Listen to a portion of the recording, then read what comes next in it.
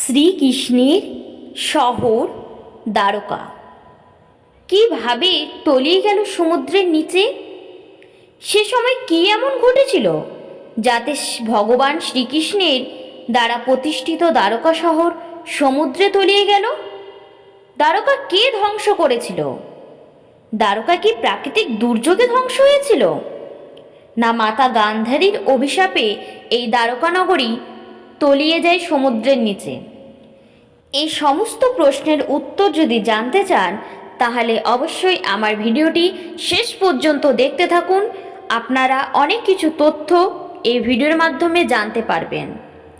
চলুন তাহলে শুরু করা যাক অতীতের পৌরাণিক কাহিনী সম্পর্কে। হিন্দু ধর্মের 4টি ধামের একটি হলো দ্বারকা ধাম। ভগবান শ্রীকৃষ্ণের শহর বলা হয় সেই ধামকে।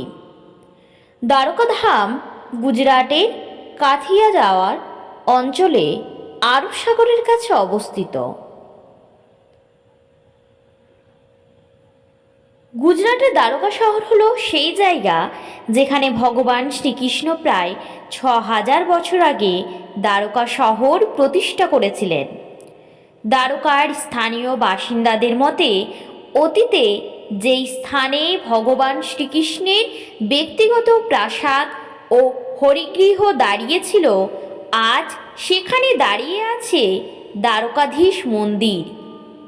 তাই কৃষ্ণ ভক্তদের দৃষ্টিতে এটি একটি মহান তীর্থক্ষেত্র।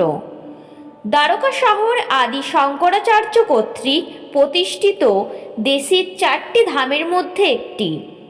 শুধু তাই নয়, দ্বারকা শহরও পবিত্র সপ্তপুরীদের মধ্যে অন্যতম। আজ আমরা এই মন্দিরের যে বর্তমান রূপটি দেখতে পাই সেটি 16 শতকে প্রাপ্ত হয়েছিল। দ্বারকাধীশ মন্দিরের গর্ভগৃহে একটি রূপার সিংহাসনে ভগবান শ্রীকৃষ্ণের গাঢ় রঙের 4 বাহু মূর্তি বিরাজমান। এখানে তাকে রণচোদ্বিজ বলা হয়। ভগবান তার হাতে শঙ্খ, চাকতি, গদা এবং পদ্ম ধারণ করেছেন।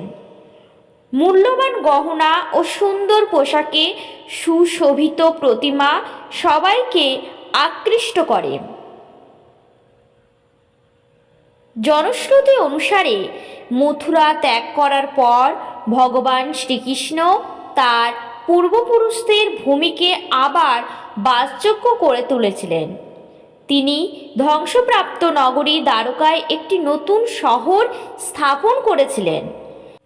সে সময় কি এমন ঘটেছিল যাতে ভগবান শ্রীকৃষ্ণ দ্বারা প্রতিষ্ঠিত এই দ্বারকা শহর সমুদ্রে তলিয়ে গেল? দ্বারকা কে ধ্বংস করেছিল? দ্বারকা কি প্রাকৃতিক দুর্যোগে ধ্বংস হয়েছিল? এসব প্রশ্নের উত্তর খোঁজার চেষ্টা এখনো চলছে। তবে আজকের আমার এই ভিডিওর মাধ্যমে কিছু তথ্য আপনাদের কাছে আমি উপস্থাপন করব, যেগুলো সম্বন্ধে আপনারা শুনলে অবাক হবেন।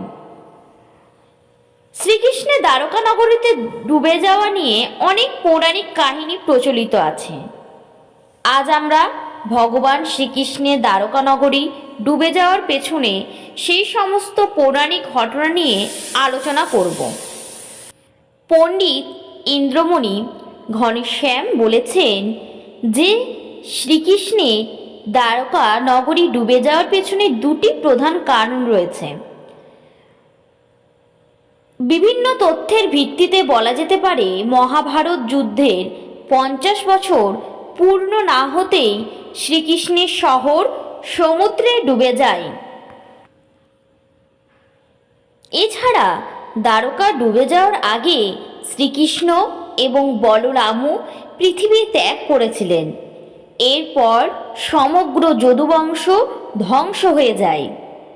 সর্বোপরি কেন ঈশ্বরের রাজবংশের অবসান হলো, এই প্রশ্ন নিশ্চয়ই মনে জাগবে। আসলে মহাভারতে গান্ধারী এবং ধৃতরাষ্ট্রের 100 জন পুত্রকে হত্যা করা হয়েছিল। যুদ্ধ শেষ হলে শ্রীকৃষ্ণ গান্ধারীর সাথে দেখা করতে যান। অন্যদিকে গান্ধারী জীবিত অবস্থায় তার সমস্ত পুত্র মারা যাওয়ার খুব কষ্ট পেয়েছিলেন।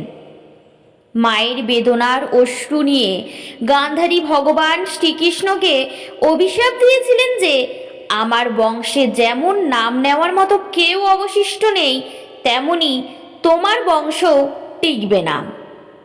আমি অভিশাপ দিচ্ছি যে সমগ্র যদুবংশ ধ্বংস হয়ে যাবে। কৃষ্ণ, তোমার রাজবংশ আমার রাজবংশের মতো ধ্বংস হয়ে যাবে। গান্ধারীর ক্রোধ ও বেদনার আর্তনাদে গোটা প্রাসাদ প্রতিধ্বনিত হচ্ছিল এবং কৃষ্ণ গান্ধারীর কাছে শান্তভাবে দাঁড়িয়েছিলেন। গান্ধারী শ্রীকৃষ্ণকে অভিশাপ দেওয়ার পর চতুর্থ দশকে দ্বারকায় ক্রমাগত খারাপ অশুভ সব ঘটনা ঘটতে থাকে। প্রবল ঝড় এবং প্রাকৃতিক দুর্যোগ নিত্যদিনের ঘটনা হয়ে দাঁড়ায়। এভাবেই ক্রমাগত চলতে চলতে একদিন প্রবল ঝড় বৃষ্টির কারণে শ্রীকৃষ্ণের নগরী দ্বারকা তলিয়ে গেল সমুদ্রের নিচে। আশা করছি এই ঘটনা জেনে আপনাদের ভালো লেগেছে। যদি আপনাদের এই ভিডিওটি ভালো লেগে থাকে অবশ্যই আমার চ্যানেলটিকে সাবস্ক্রাইব করে দেবেন, আমার পাশে থাকবেন এবং ভিডিওটিতে একটি লাইক দিয়ে দেবেন আর কমেন্টে অবশ্যই জয় শ্রীকৃষ্ণ লিখতে ভুলবেন না। আপনারা ভালো থাকবেন, সুস্থ থাকবেন। আমি নেক্সট ভিডিও খুব শীঘ্রই আপনাদের জন্য নিয়ে আসবো।